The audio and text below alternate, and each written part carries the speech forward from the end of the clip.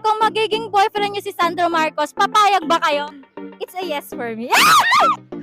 Ah, Hindi. yeah. Hindi. Pwede po. Hindi. Hindi. Baka ako payag siya, hindi. Opo. Ang dami kasing kahati eh. Ayoko na may kahati. Hindi po ako straight. Hindi. Ayoko po. May shota na po. Babae po yung gusto ko. Hindi, kasi taken ako. Payag ba siya? Payag kami! So, ate, ano po yung mensahe niyo para kay Congressman Sandro Marcos? Ang message ko for him, sana ipagpatuloy niya yung mga magandang gawain na ginagawa niya at sana wag siyang magpapaapekto sa mga tao na alam niya naman, yung mundo natin ay maraming mapanghusga. So sana kung alam niya naman sa sarili niya yung totoo at alam niya na hindi naman sila kasali sa mga naging problema noon o wala silang ginawa, ay pagpatuloy niya pa rin yung magaganda nilang gawain kasama yung kanyang papa at sana maging magandang alalay din siya sa kanyang papa na ipagpatuloy ang pagpapatakbo sa ating bansa na mas maging maganda, malago at maunlad. Eto ate, payag po ba kayong maging jowa ni Sandro Marcos? Hindi kasi taken ako. Ay. Sana all.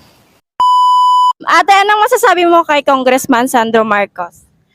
Ayan po, kung nakikita niyo po ito, Congressman Sandro Marcos, congratulations po sa pagkapanalo po bilang congressman and God bless you po. Papayag ka ba na maging jowa si Sandro Marcos? It's a yes for me. Bakit po yes? Kasi kung nagkataon, siya pala yung una kong boyfriend. Charot lang! Pero ang gwapo po talaga ni congressman. So yun lang po ate, thank you. Ma'am, ano pong mensahe niyo kay Congressman Sandro Marcos? Congratulations and sana mas pagandahin mo pa yung Ilocos Norte. And po, may exciting po akong tanong sa inyo. Kung papayagan kang maging jowa si Sandro Marcos, papayag ka ba? Hindi. Bakit po hindi? Wala lang, ayoko lang. So, ate, ano po yung mensahe niyo kay Congressman Sandro Marcos? Sana dahil nga may mga natapos siya at may mga napag-aralan naman, sana ay malaki ang may ambag niya at maitulong sa pinagkapanalunan niya. Eto po, huling tanong ko po sa inyo. Payag po ba kayong maging jowa si Sandro Marcos? May pinag-aralan naman siya at nakaano naman, maganda naman yung background niya kaso hindi. Kasi hindi pa rin siya sa standard ko. Siguro kasi hindi ako maka-Marcos or hindi naman sa apelyido niya pero hindi talaga siya pasok sa standard ko. Ate, anong masasabi mo kay Congressman Sandro Marcos? Ang masasabi ko lang, sana dahil sa nanalo ka bilang isang congressman ng Ilocos, sana mas magampanan mo yung pagiging congressman as mas maging better yung Ilocos by your lead. Yun lang po. Ate, may isa pa akong tanong. Papayag ka ba na maging jowa si Sandro Marcos? Hindi. Bakit po? May jawa ako. Okay po ate. Ate, ano po yung mensahe niyo kay Congressman Sandro Marcos? Gusto ko lang siyang i-congratulate. Congrats Sandro Marcos. At sana pagbutihin mo pa yung pagiging congressman mo and we will continue to support you. Yan lang po. Ate, eto, last na tanong ko sa'yo.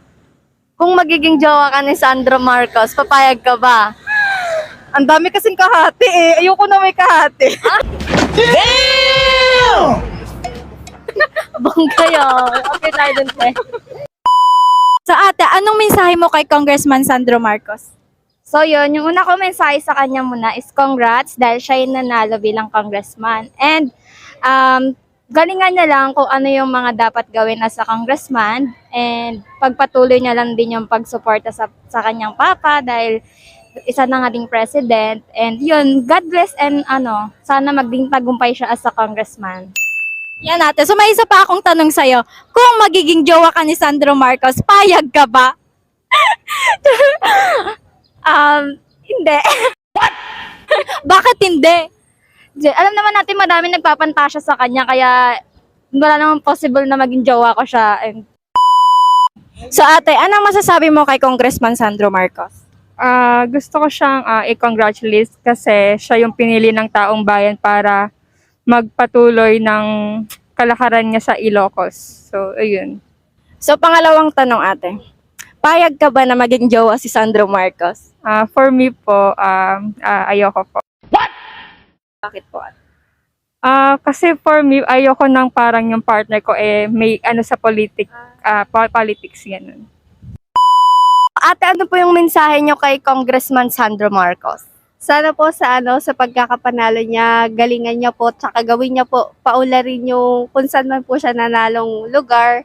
Then sana po, wag po nilang pakinggan yung mga sinasabi kasi marami po silang bashers ngayon kasi nga nanalo yung father niya. Then sa father niya, congratulations, yun lang po. So kung magiging jowa ka po ni Sandro, payag po ba kayo? Oo naman kasi naman siya well-mannered naman, tapos pogi, tapos edukado, then mabait, then magalang. At anong mensahe mo kay Congressman Sandro Marcos? First of all, I want to congratulate him for winning the Congressman of Ilocos. Sana lang magampanan niya ng mabuti yung tungkulin niya at makapag-serve siya ng tama sa nasasakupan niya. May tanong pa ako ate. Kung magiging jowa ka ni Sandro Marcos, payag ka ba? Baka ako payag siya hindi.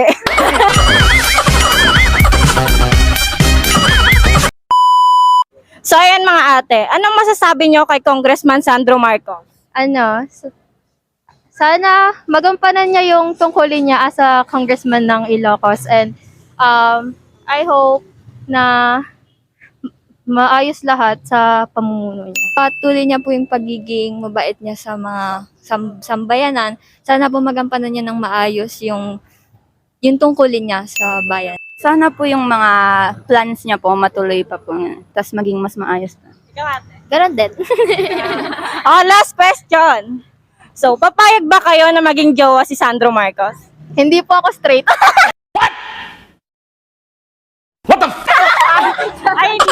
Ako. Pwede po. Bakit? Gentleman naman po si Sandro eh. May shota na po ako. Para pag wala kang shota. Okay lang po sige.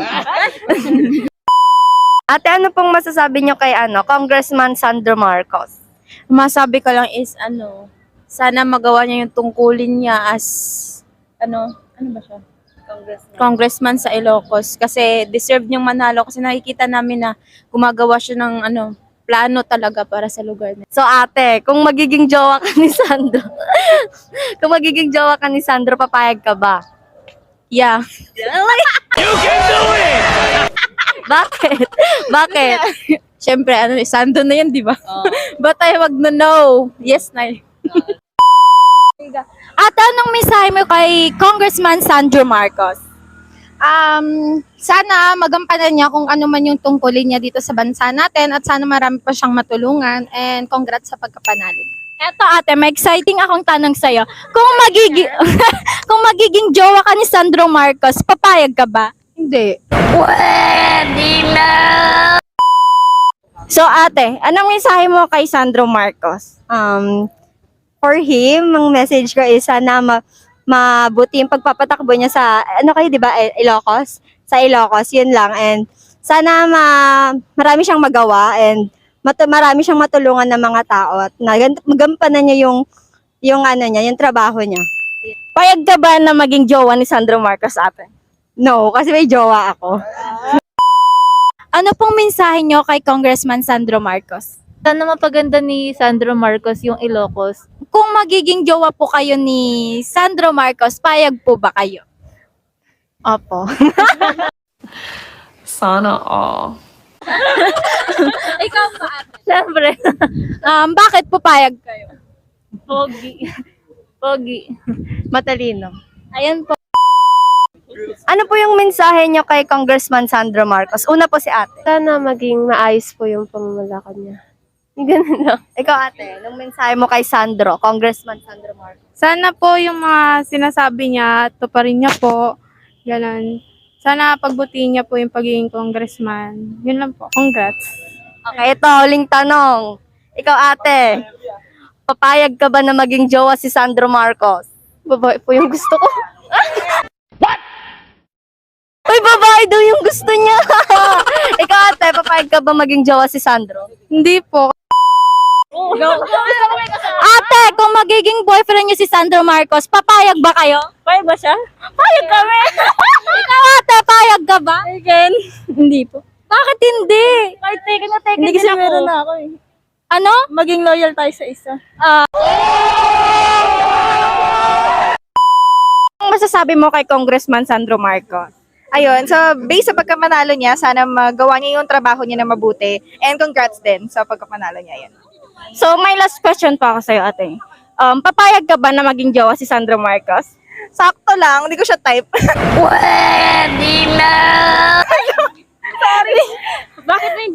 Bakit hindi mo siya type? Parang hindi ko gusto yung ganong klase ng itsura. More on cochinito type. So, yeah. Sana all.